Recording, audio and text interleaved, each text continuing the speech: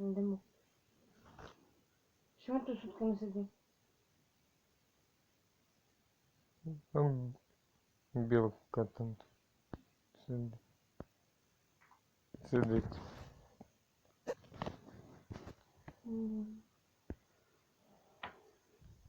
Треба горішки бити.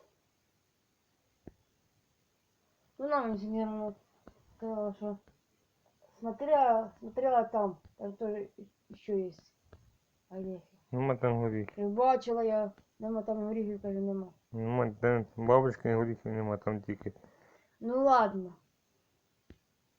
Та я під цим горіхом не насобиралася. Недавно все 4 горіха знайшов. Маленька та й знайшла, бачу. Бабушки горіхів немає там. Тільки Каш- Кашель, так 202 метри. тантики там і все. Ага, зелена голова. Горіхи у кінці города є. Там вони є.